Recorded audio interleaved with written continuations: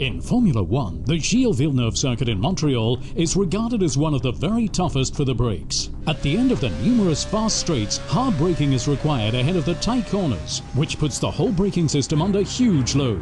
In Canada, Nico Rosberg and Michael Schumacher need to find one thing above all: the right rhythm. Yeah, the braking is quite sensitive. You need to put a lot of feeling into it, get the timing right, release the brakes properly at the right amount as you're approaching the corner. So it's all quite difficult. A Formula One car has almost 3 times the air resistance of a road car. Just taking his foot off the gas subjects the driver to deceleration forces of 1G. When he hits the brakes, as here in Montreal ahead of the final turn, the speed drops by 185 kilometers per hour. That releases a total energy of 2,522 kilowatts. A mighty 5.65 G pressed the driver into the cockpit. More than on a roller coaster or in a rocket at takeoff. The braking is probably the most fascinating part of an F1 car because the deceleration is just absolutely amazing. And I think we measured it recently in the simulator that it took a little over 2 seconds from 300 to 0, which is an amazing deceleration. And the forces are so high that probably if you wouldn't be used to driving an F1 car and you would get in, you wouldn't be able to hold your head during a braking event and you'd smack into the steering wheel. So we have extremely strong muscles in the back of our neck to be able to support that.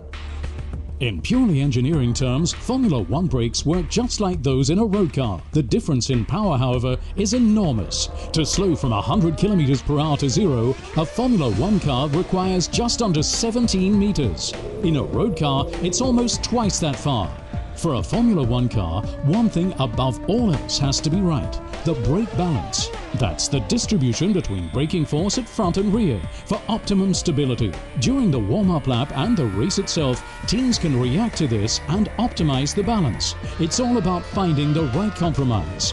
The brake system in some ways is more simple this year because we don't need some of the systems we had in the past to help control the braking system because the KERS contributes to that now. The grip under braking is different with these tyres. The grip initially is a bit less, but even if you lock them up, you can come off the tyre more easily. So the behaviour of this tyre under braking is somewhat different than the Bridgestone tyre, and we're tuning the braking system to suit that.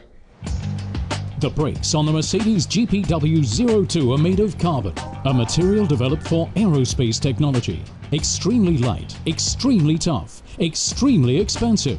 A set of brakes costs around 6,000 euros. Over a season, around 50 sets are used per car. Total cost, therefore, around 600,000 euros per team.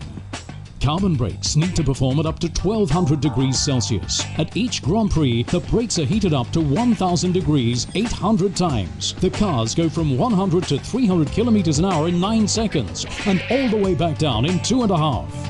Braking F1 is very impressive, and for most people have been able to see live a Grand Prix and go to a corner that you arrive high speed and have to go to low speed in order to make your corner. It's very impressive. It's sensational, even for me. I mean, watching practice occasionally, I always choose to go to places like this because if you watch there, you think it's impossible to make it, and yeah, the car's able to do it. Especially in Canada, correct cooling of the brakes is invaluable. The air inlets are therefore usually bigger to ensure consistent braking performance over 70 laps. But the air resistance must also be kept as low as possible. In Montreal, it's not just about hitting the gas.